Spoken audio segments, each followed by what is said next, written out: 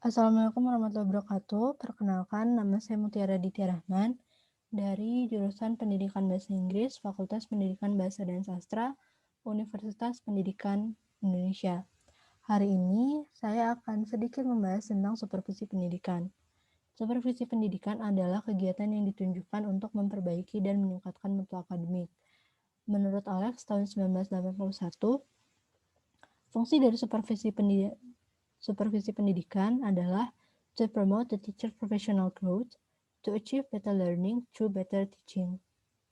Selanjutnya ada sasaran supervisi pendidikan.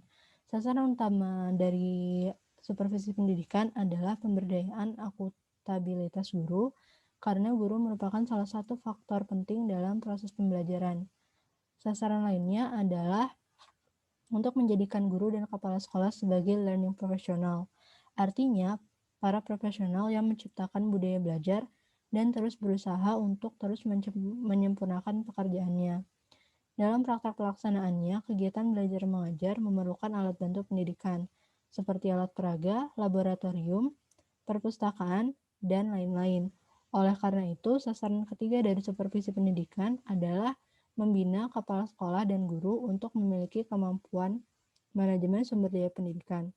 Manajemen ini meliputi kemampuan dalam pengadaan, penggunaan, dan perawatan.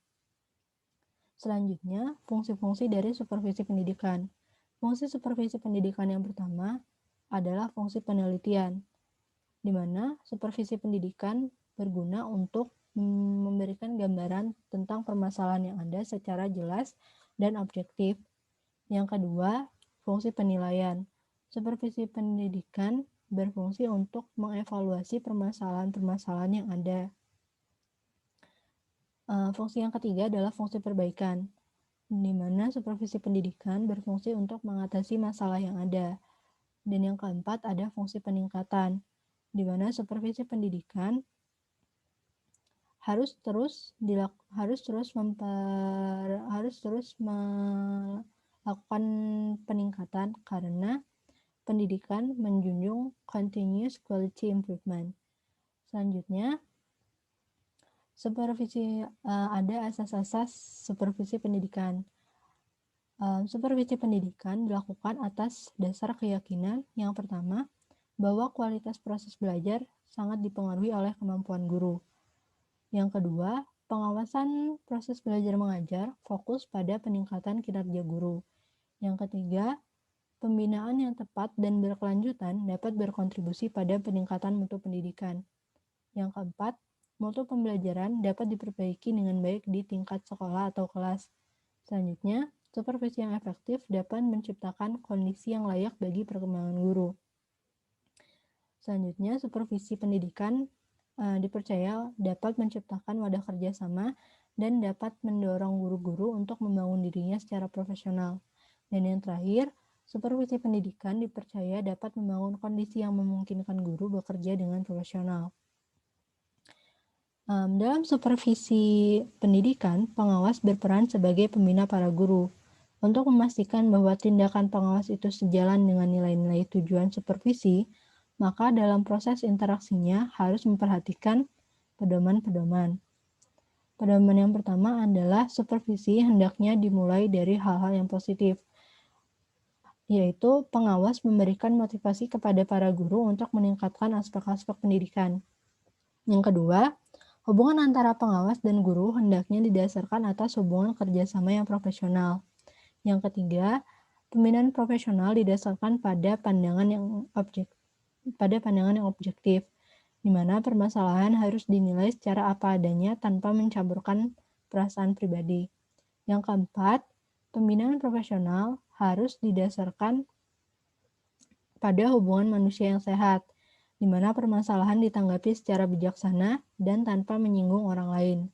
Yang kelima, pembinaan profesional hendaknya mendorong pengembangan potensi, inisiatif, dan kreativitas guru. Guru-guru yang mencoba metode mengajar yang baru hendaknya diberikan bimbingan. Yang terpenting adalah guru tersebut mengetahui dengan jelas tentang metode yang ia gunakan. Yang keenam, Pembinaan profesional harus dilaksanakan terus-menerus dan berkesinambungan, di mana guru dan pengawas hendaknya tidak menyerah dalam menyelesaikan masalah karena masalah akan terus bermunculan. Yang ketujuh, pembinaan profesional hendaknya dilakukan sesuai dengan kebutuhan masing-masing. Dan yang terakhir, pembinaan profesional hendaknya dilaksanakan atas dasar kekeluargaan. Selanjutnya, peran pengawas. Peran pengawas yang pertama adalah peneliti. Pengawas itu harus mengenal dan memahami masalah-masalah pengajaran. Oleh karena itu, pengawas harus mengidentifikasi masalah-masalah dan mempelajari faktor atau sebab yang mempengaruhinya. Yang kedua, pengawas berperan sebagai konsultan atau penasehat. Pengawas hendaknya membantu guru untuk melakukan hal yang lebih baik lagi dalam mengelola proses pembelajaran. Peran pengawas yang ketiga adalah fasilitator. Pengawas harus berusaha menyediakan sumber-sumber profesional seperti buku dan alat pengajaran dan narasumber yang dapat dengan mudah diakses. Peran pengawas yang selanjutnya adalah motivator. Seorang pengawas sebaiknya membangkitkan dan memelihara semangat kinerja guru dalam menjalankan tugas-tugasnya, agar hasil yang didapatkan dapat lebih baik. Pengawas hendaknya mendorong guru-guru untuk mempraktekkan gagasan baru yang dianggap baik bagi pendidikan. Peran pengawas yang terakhir adalah pengawas sebagai pelopor pembaharuan. Pengawas seharusnya memiliki prakasa perbaikan, begitu juga dengan guru.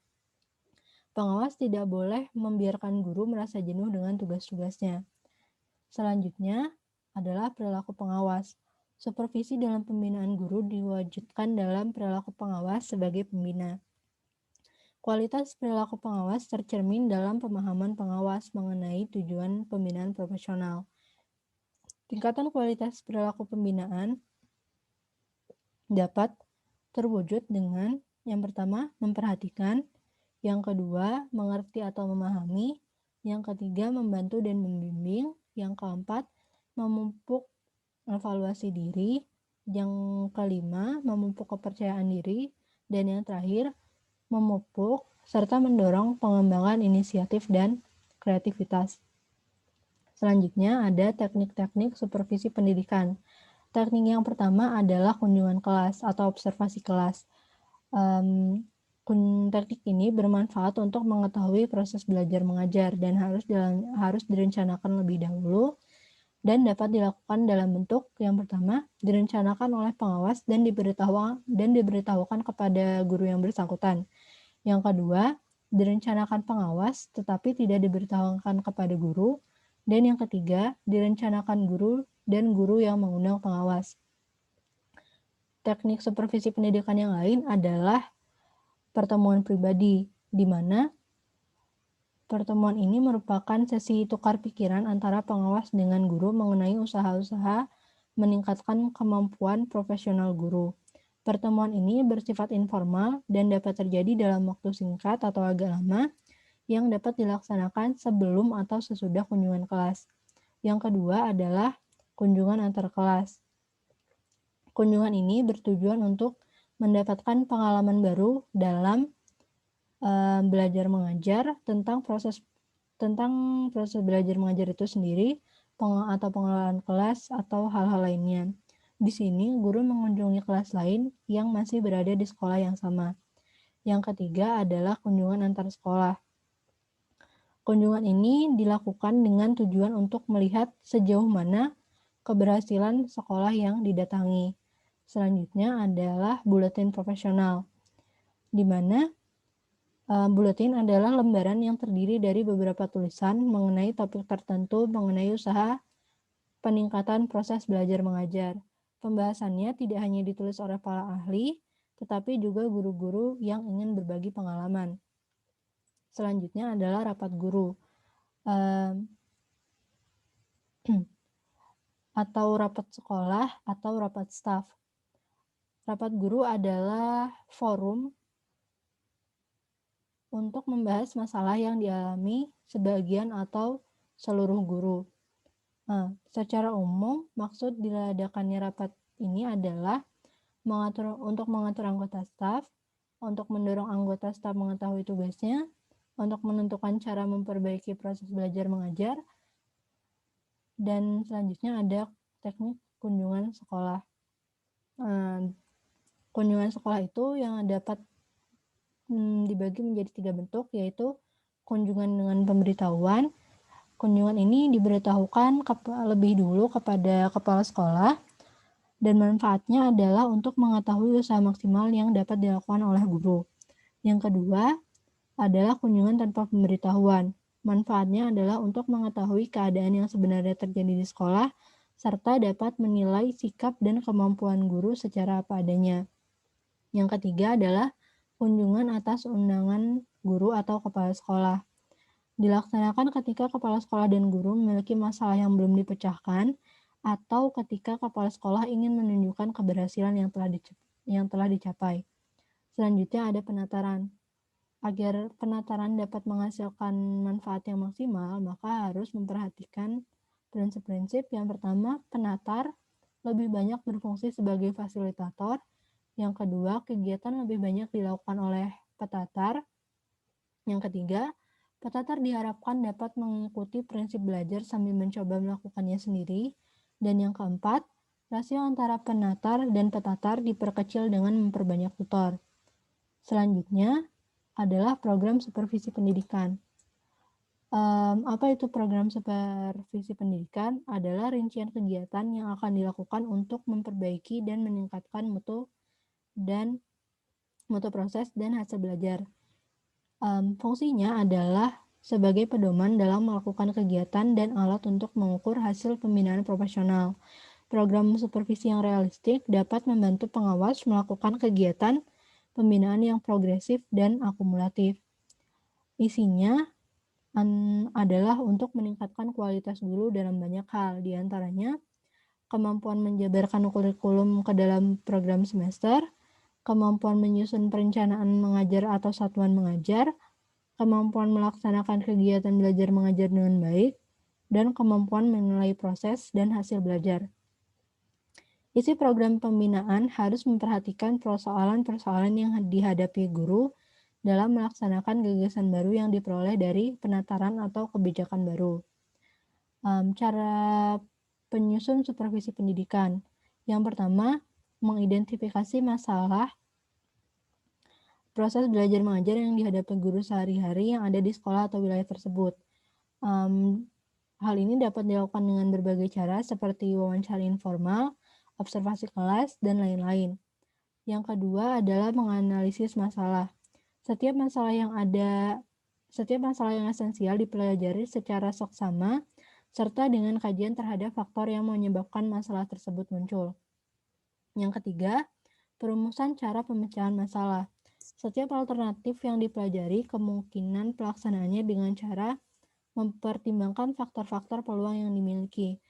Alternatif pemecahan yang terbaik adalah alternatif yang paling mungkin dilakukan dan memiliki nilai tambah yang paling besar bagi peningkatan mutu proses dan hasil belajar siswa. Selanjutnya adalah implementasi pemecahan masalah. Para pengawas perlu mengawasi apa yang terjadi di dalam kelas. Hal ini dapat dilakukan dengan observasi kelas. Selanjutnya adalah evaluasi dan tindak lanjut. Proses pengumpulan informasi yang diperlukan untuk selanjutnya digunakan bagi upaya perbaikan pengajaran lebih lanjut.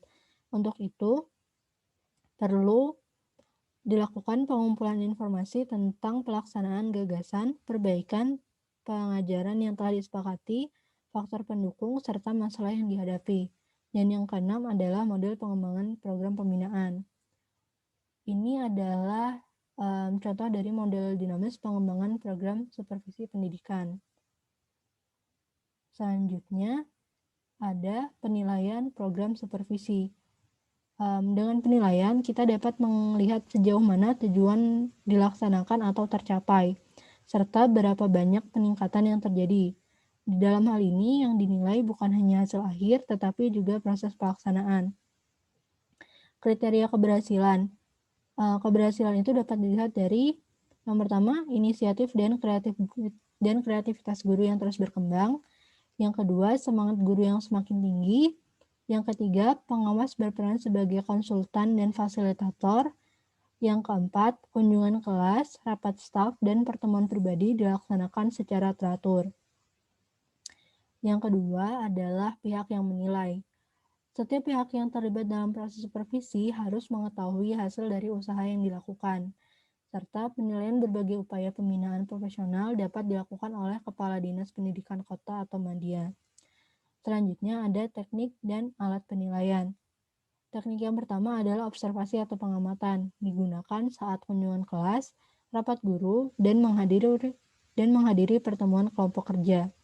Yang kedua ada wawancara, dilakukan untuk mendapatkan informasi tentang refleksi pemahaman dan pengalaman seorang guru dalam kegiatan belajar mengajar.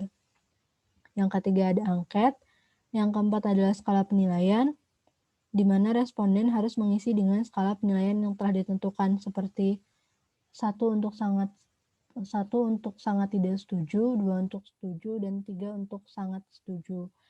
Yang terakhir adalah laporan, di mana dari laporan yang didapatkan, pengawas dapat melihat mata pelajaran apa saja yang menunjukkan hasil memadai atau mata pelajaran mana yang dinilai masih kurang.